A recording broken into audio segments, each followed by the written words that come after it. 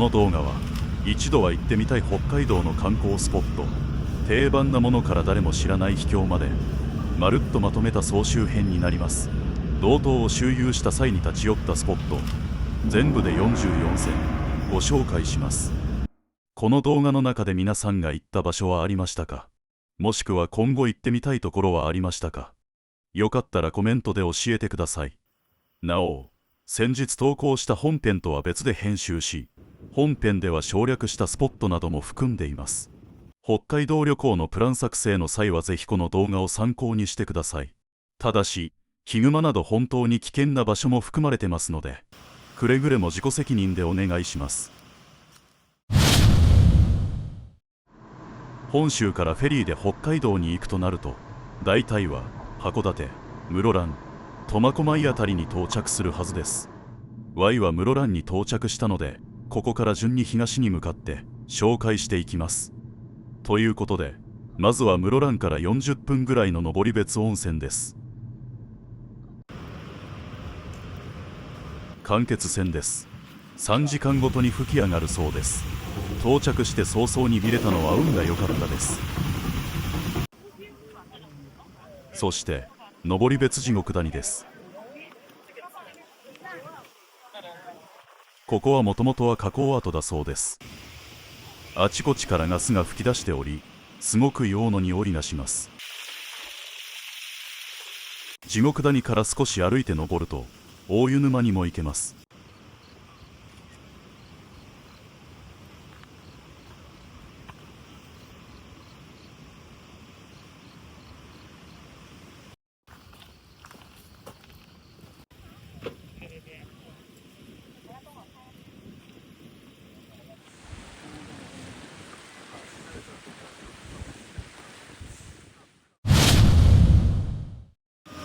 2025年秋はちょうどクマ被害が話題になった時で、どんな生態なのか勉強しに来ました。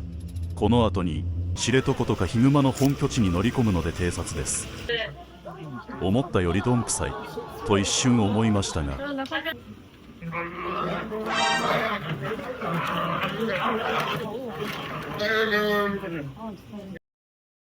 こんな大人のクマが来たら勝てる気はしないので、とにかく逃げることを心がけた方がいいです。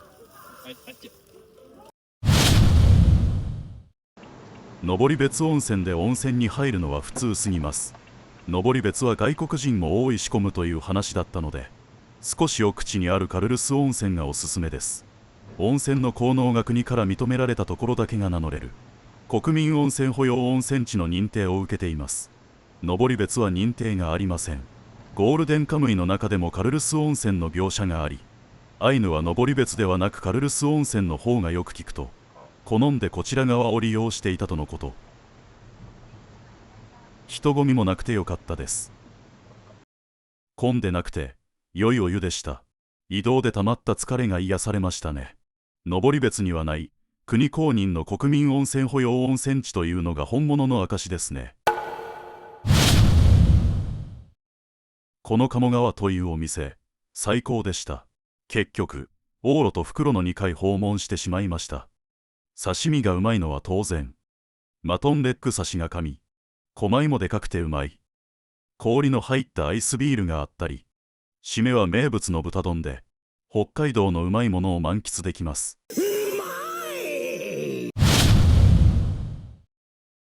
十勝産小麦 100% のパン屋です。ぜひ朝食にどうぞ。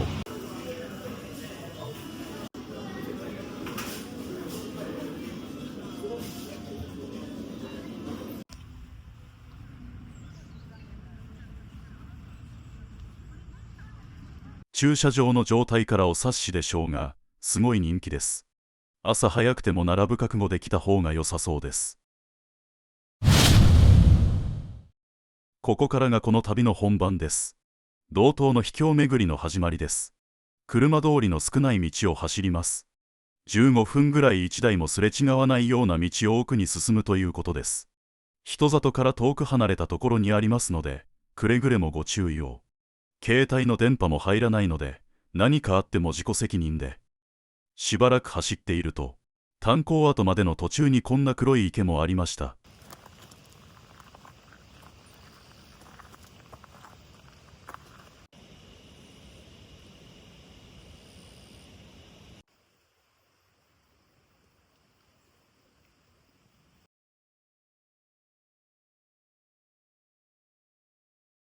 それでは目的地に向けてさらに奥に進みます。炭鉱跡までは舗装されてるので安心してください。着きましたね。ここまではギリギリ舗装されています。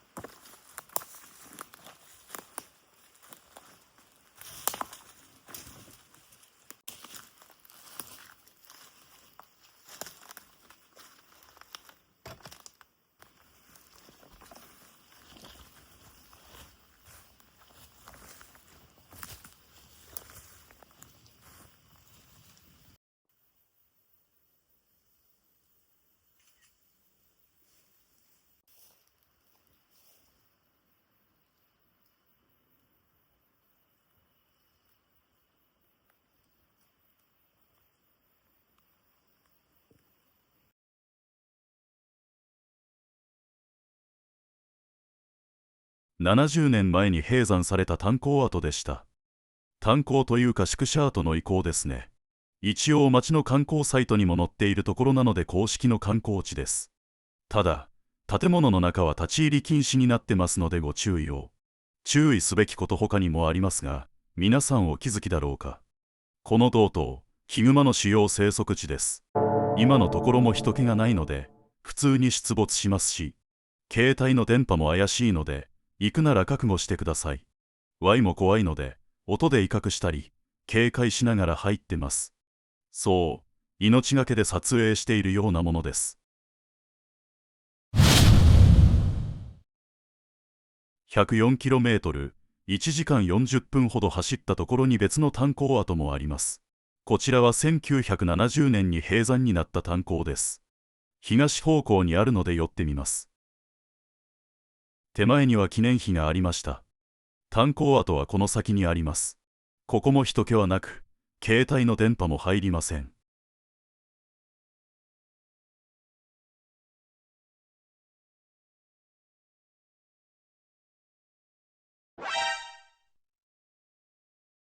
雨は降ってないのですが、通行止めになってますね。炭鉱跡はこの先数百メートルのところにあります。とりあえず車から降りてみましたが、やばかったです。降りた瞬間、とにかく獣臭がすごかった。今回の旅は危険なところにも行くので、予備知識はつけていったつもり。ヒグマの生態、土まんじゅうが頭をよぎった。食べ残しを土に埋めて執着するあれです。ゴールデンカムイを見ていればわかりますよね。さすがに命の危険を感じたので退散です。もし気づかずに、ここに車を置いて生身で進んでいたら、今頃は土まんじゅうの中だったかもですね。この動画がアップされて公開されるどころか、アベマニュースの方で Y がデビューするところでした。漫画に命を救われたと思っておきます。ちなみに、ここは心霊スポットとしても有名なようですので、お化けにも気をつけてね。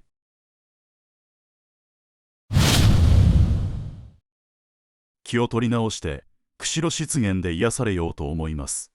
35km、40分ほど走ってオンネナイビジターセンター近くの木道を散歩します。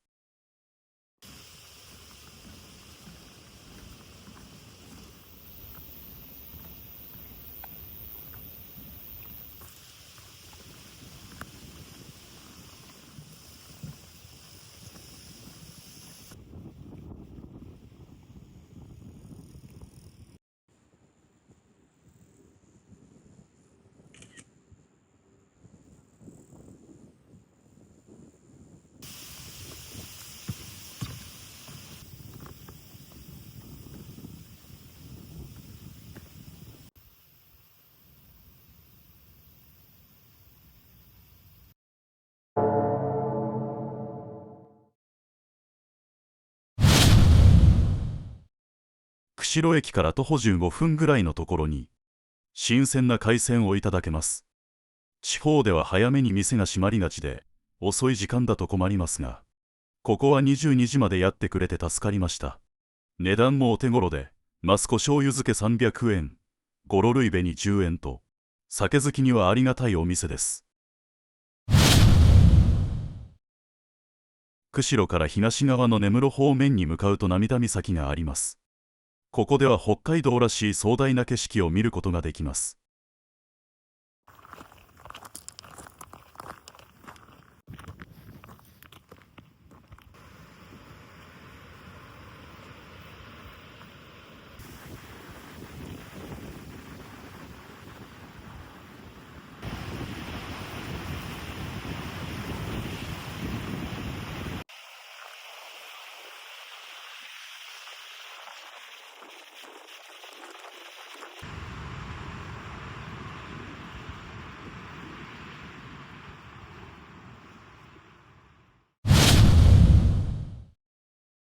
いきなりですが、皆さん問題です。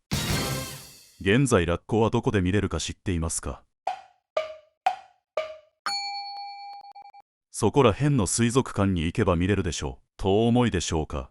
実は、今はそんな簡単に見れないんです。何？日本で飼育されたラッコを見れるのは、鳥羽水族館だけです。あとは日本で見ようと思うと、野生のラッコしかありません。そう、その野生のラッコを見れるのがこの霧多布岬です。鳥羽水族館まで行けば飼育されたラッコは確実に見れると思いますが、野生となると、話は別。天候や波の状態、何よりラッコ本人の気分に左右されます。数の多い動物でもないし、見れたら超貴重な体験でしょう。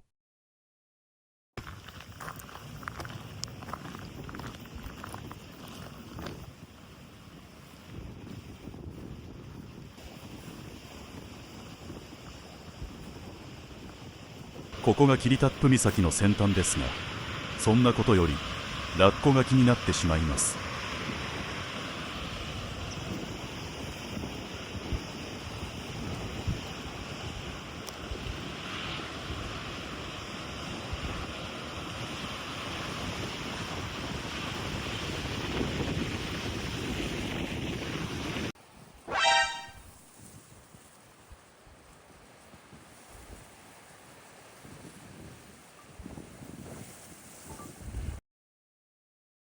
アザラシでしょうか。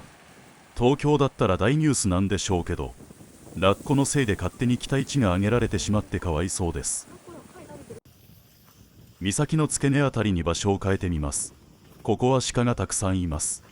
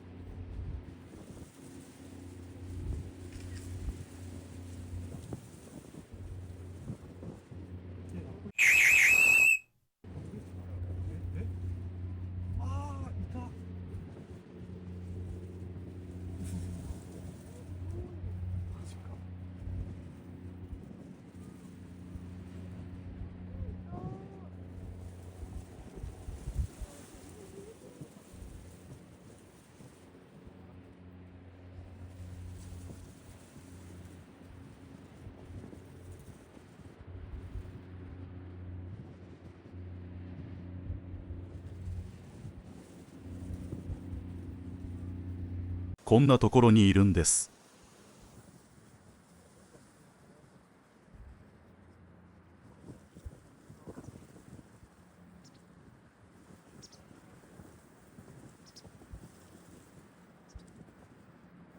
親子でしょうか。並んで浮かんでます。頭を洗ってますね。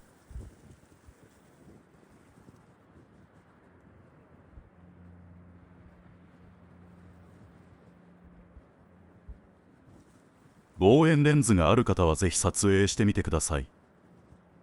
ちなみにすぐ後ろには鹿がたくさんいますので、こちらも気にかけてあげてくださいね。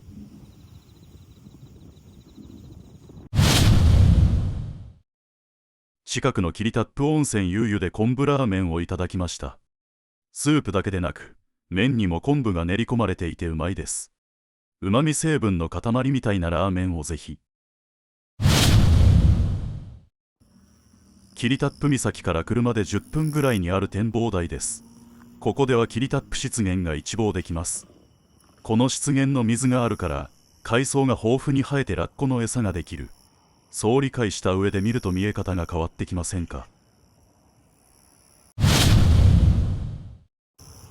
先ほど見た霧多布湿原の中を歩くことができます。木道の先端まで行くと野鳥が見れたりします。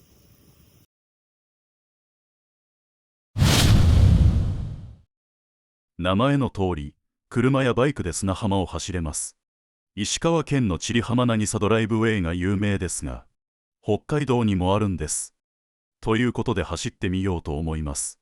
入り口は特に案内などはなく、ここです。砂利道を奥に進んでみると、砂浜が見えてきました。石川県のとはちょっと違って、オフロード感が強めです。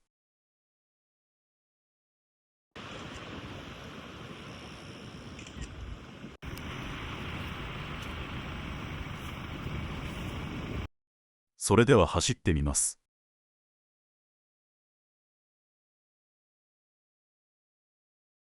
こんな感じで結構ゴミが落ちています。避けながら行かないといけないので、あまりスピードも出せないです。砂が結構柔らかめなので、オフロード車以外は気をつけてください。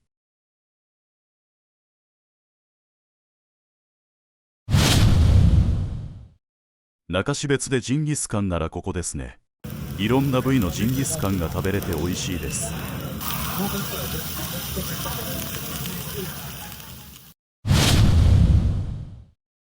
ふと北海道の地図を見ていたら、こんな地形を見つけまして、しかもこの半島の先っぽまで道があるのです。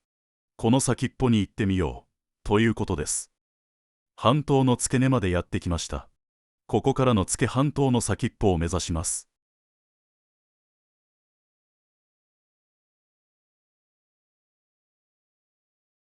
何もない直線をひたすら走る感じです。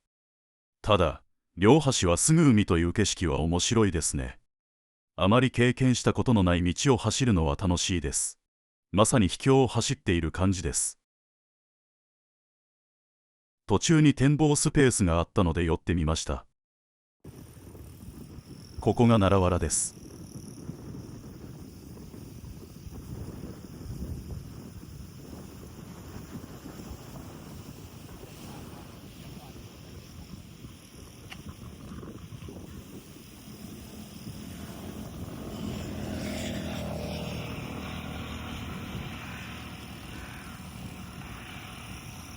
奥で立ち枯れしているのは水柄らしいです。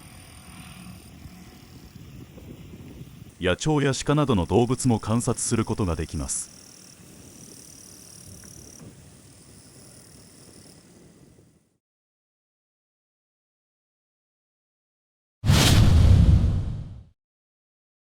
奈良原からさらに奥に進んでいくと、トドワラというところに到着しました。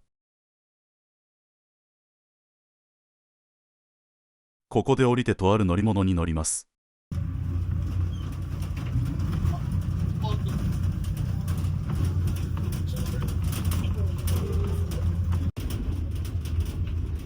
その乗り物とはトラクターです。往復1000円、30分に1本ぐらいの頻度で運んでくれます。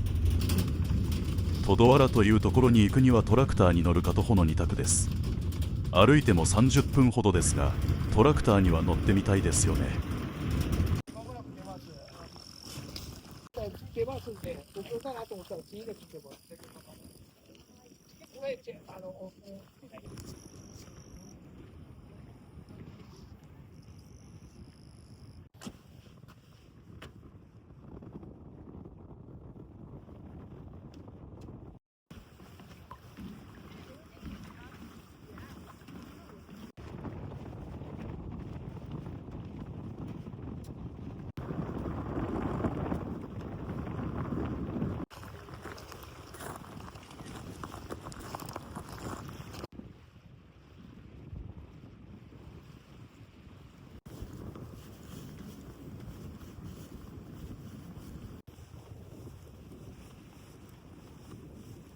この立ち枯れしている木はトドマツです。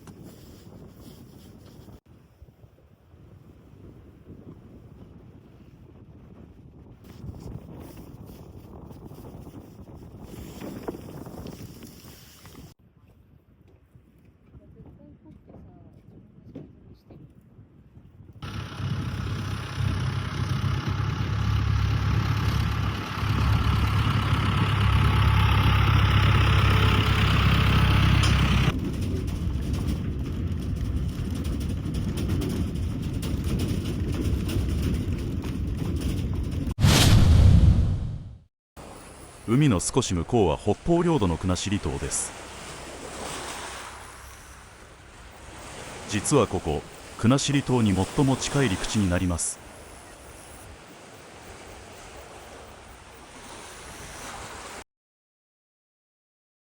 絵は笑ってるけど主張はガチです。ネイチャーセンターでは名物のジャンボホタテバーガーが食べれます。 500ml のジョッキの牛乳がついてきます。300でも料金は変わらないのです。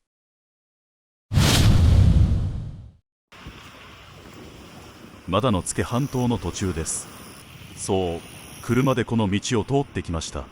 まだもう少し先端に続く道がありそうなので行ってみます。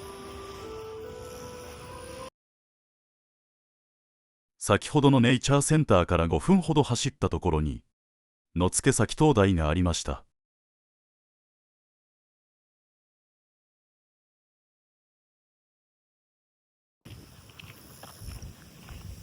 どうやら車で行けるのはここまでのようです。この先は漁業関係者のみが通行できる道路のようです。往復4時間ぐらい歩けば最先端まで行けるようだけど、万一ヒグマがいたらゲームオーバーですからね。しかも半島の先っぽなので文字通り排水の陣に陥ります。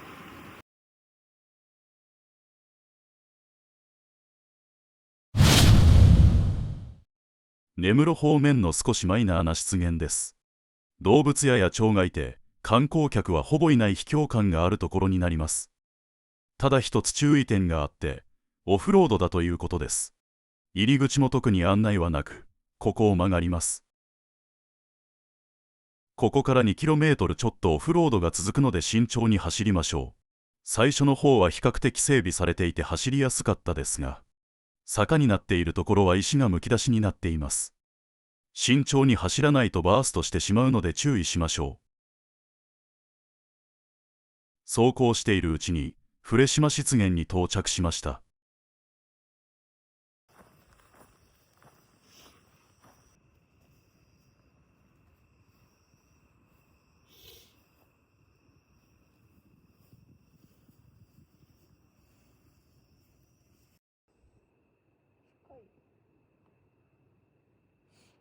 夕方だからかあまり動物は見られませんでした。ほぼ車を撮影しに来たようなものですね。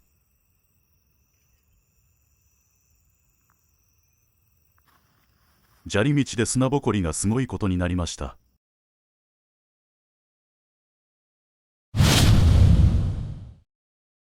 呉島湿原から摩周方面に向かう際に通る道路です。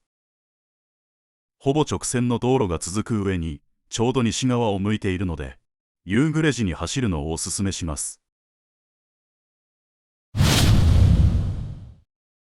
手鹿町にある洋食屋のキッチン食いしん坊です。この日は少し冷えたのであったかいものをいただきました。ビーフシチュー定食です。言わずもがな、見た目からしてうまいに決まってますね。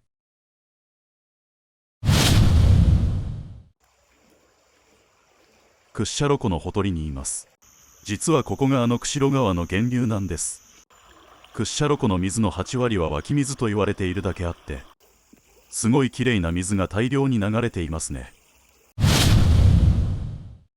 そんな屈斜路湖を一望するには美幌峠が一番です。なんといっても日本最大のカルデラ湖ですから、山の上からじゃないと全体が見渡せないんです。ということで、国道243号線を北上し、山を登ります。北海道らしい雄大な景色ですね。アイヌ語で湖が川となって流れ出す場所を意味するクッチャロがその名の由来だとか。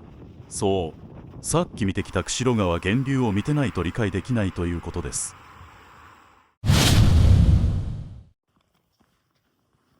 摩周湖は世界一の透明度で有名ですね。深い青が美しく見えますね。これがいわゆる摩周ブルーというやつです。摩周湖は湖に流れ込む川も湖から流れ出る川もありません。摩周湖はアイヌでは神の湖と言われる神秘的な場所です。ちなみに紫のきれいな花が咲いていますが、これトリカブトです。猛毒の植物が普通に野生で生えています。神の小池は途中オフロードの細い道を通らなければなりません。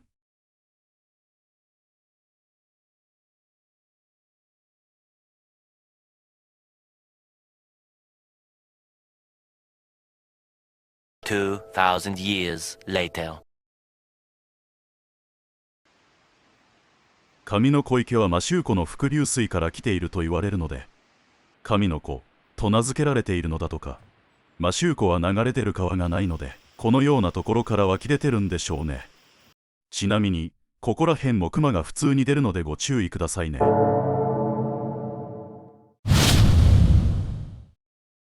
摩周湖と屈斜路湖の間にあります。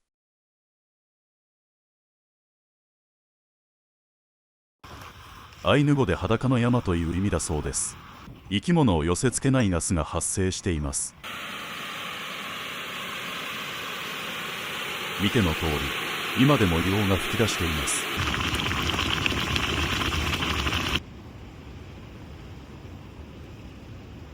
ちなみにゴールデンカムイでもこの硫黄山が描かれており、戦争の武器や火薬の原料として網走の囚人が硫黄採掘という区域を課されていたとされています。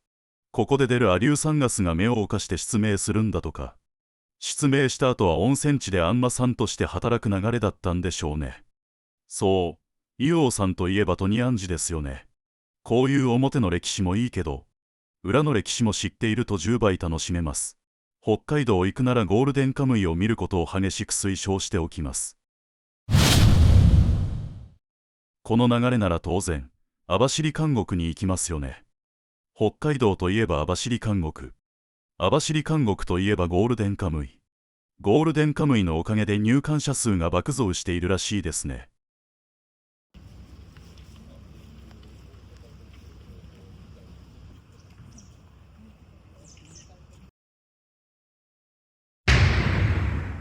いろんな人形あるからといって似てる人を言うゲームやるな。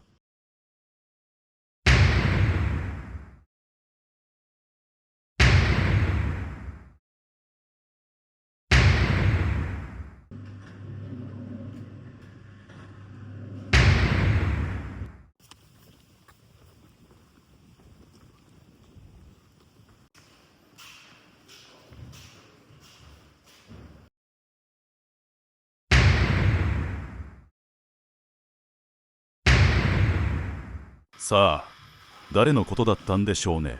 コメントでお答えください。ここが有名な中央見張り所です。放射状に広がる5棟の舎房を一望できるというものです。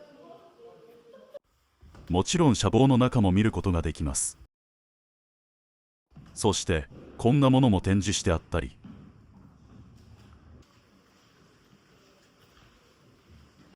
誰だお前は！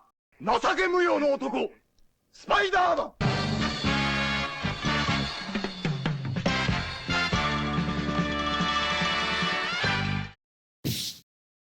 実はこれ、4度の脱獄に成功した脱獄王、白鳥義家。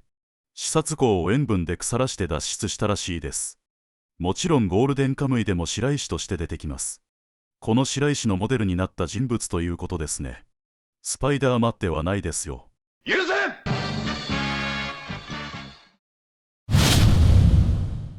結局閉館まで楽しんじゃいました。ということで、網走原生牧場観光センターの牧場レストランでジンギスカンを食べたいと思います。X6 さんが先客というか、我々2台しかなかった。客の少なさに不安を感じたけど、味は普通にうまかったし、お手頃価格でコスパは高かったですね。知床遊覧船に乗ってみたかったのでチケットを購入しに行ったのですが、あいにく欠航。沖合もそんなに荒れてるようには見えないけどね。もしかして4年前の沈没事故の影響で保守的な運営にしてるとか。これで欠航ならいつ出港するんでしょうね。ちなみにここはウトロ漁港の2階で上から水揚げの様子が見れるようです。はい、ちょっと時間が遅すぎました。仕方ないので腹ごしらえの朝食です。ウトロ漁協婦人部食堂の鮭親子丼、最強の朝食です。少し特殊な滝を見に行きます。フレペの滝は知床半島の中央部に位置しており、知床自然センターから徒歩で行く必要があります。そう、知床の山林を歩くということです。皆さんご存知だと思いますが、知床半島は世界有数のヒグマの高密度生息地です。つまりヒグマの本拠地に殴り込みしているようなものです。しかも地元の人が遭遇頻度が高いと警告する箇所の一つがこのフレペの滝になります。覚悟していってくださいね。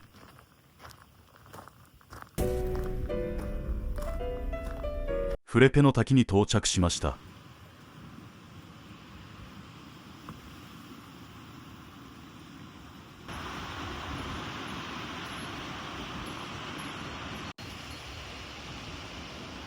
これがフレペの滝です。何が特殊かというと、川などの水源がないのです。地層の間から湧き出た水がそのまま海に落ちている状態ということ。これが涙のように見えることから乙女の涙と言われています。ちなみに自己防衛のために自分より足の遅そうな人の近くを歩いています。いざという時はおとりになってもらうためですよ。そう、あの一族伝統の戦法、逃げるんだよです。一応無事に生還しましたが、生きた心地はしませんでしたね。身を隠すところが一切ないので運ゲーのような気がします。さて、次の知床五湖もヒグマの遭遇頻度が高いところです。覚悟していってください。日程を調整して晴れの日を知床にしてよかったです。すごくいい天気です。ちなみに前回訪問した時の知床はこれです。天気が悪くて綺麗な景色が見れなかったので、そのリベンジなんです。そして今回見れた景色がこれ。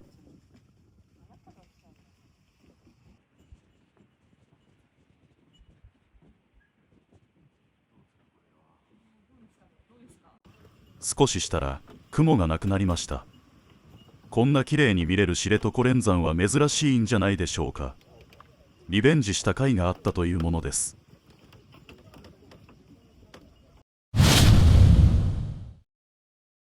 知床峠から羅臼岳を見ることができます。ちなみに前回訪問時の映像がこれ。霧と暴風雨で全く何も見えませんでした。これはこれで北海道の自然の恐ろしさを体験できたのでよかったけど、やっぱ絶景は見たいものです。そう、左に見えるのが羅臼岳です。天気が良ければ最高のドライブルートだったんですね。知床峠に到着しました。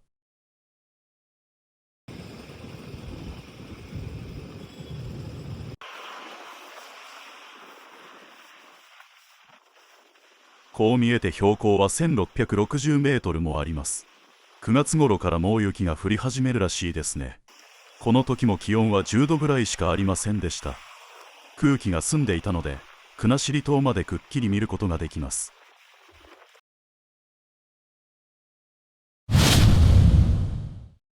知床峠を下ったところに間欠泉があります。知床羅臼ビジターセンターから歩いて5分ぐらいです。お食事中のところ失礼します。ここも人気はあんまりないです。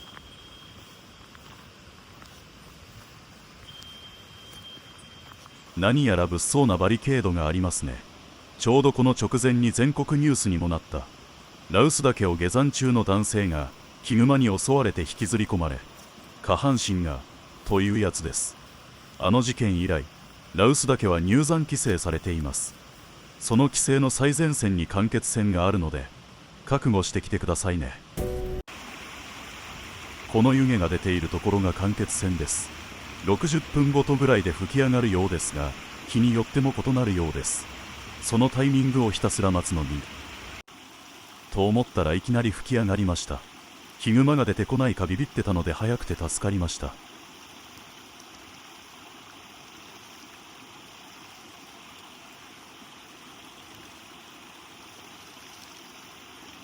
高さは10メートルはあると思います。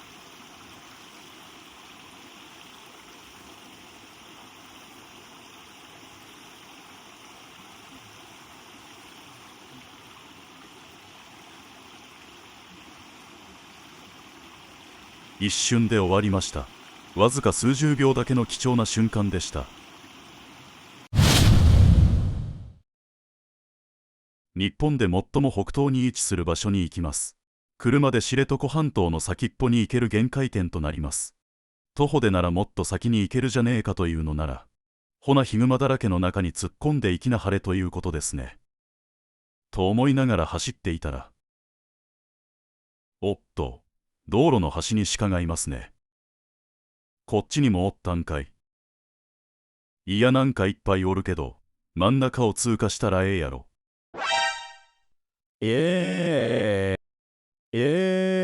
なんでこっち来るの？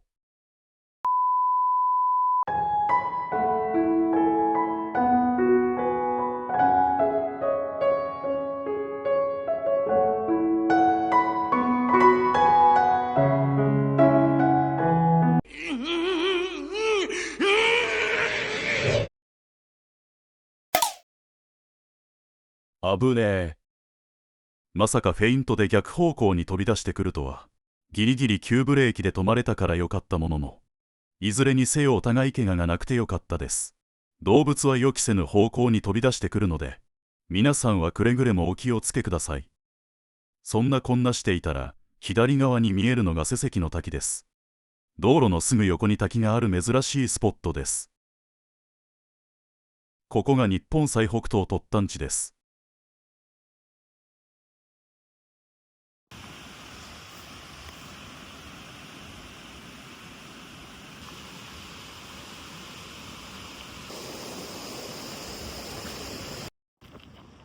これより先は車両進入禁止となっていましたので、ここが限界です。国後島ってすぐそこなんですよね。近いのにものすごく遠いです。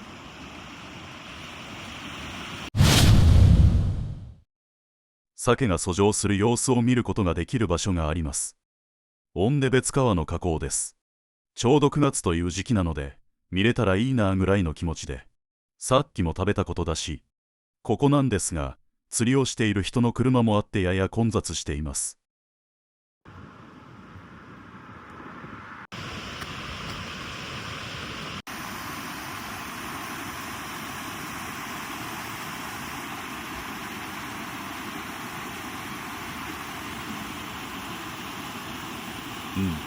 よくわからないですね。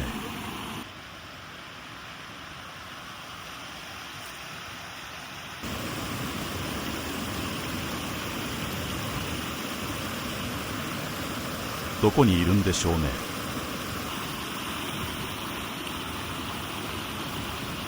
あそこをぴょんぴょん跳ねるんでしょうか。と思ったらこんなところにいました。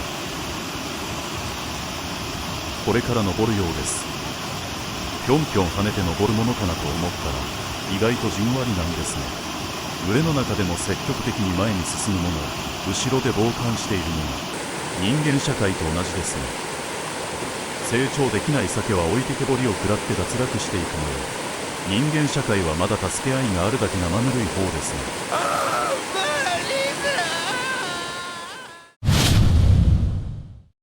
帰路に着くのと同時に日程や天候の関係でやむなく飛ばしたスポットを回収していきます。本当は阿寒岳を見たかったのですが、この天気だと本日もダメですね。ダメだったならということでここに寄りました。オフロードで数百メートル進むと湖のほとりに出ます。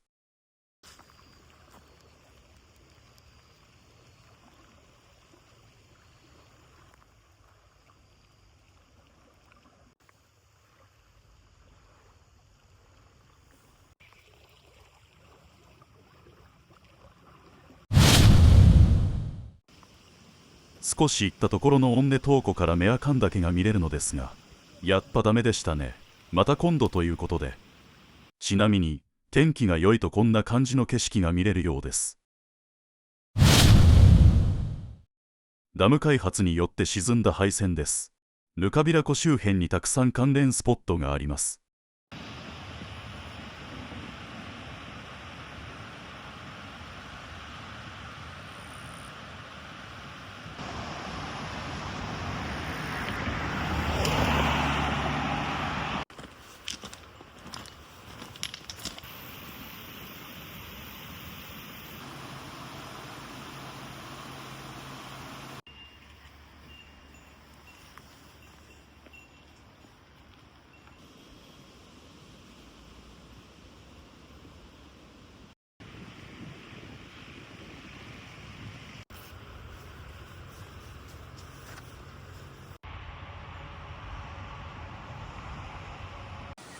これが有名なタウシュベツ川橋梁です。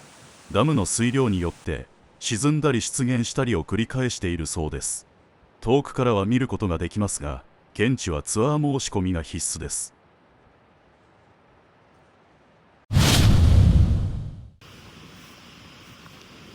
こんな遊びもできます。自転車で漕ぐと6個です。一つ進行ください。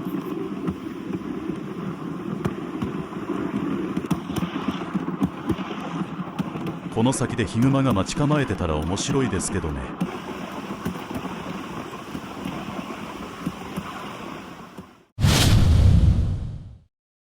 日高山脈山岳センターのすぐ横に滝があります。これが少し変わった滝なんです。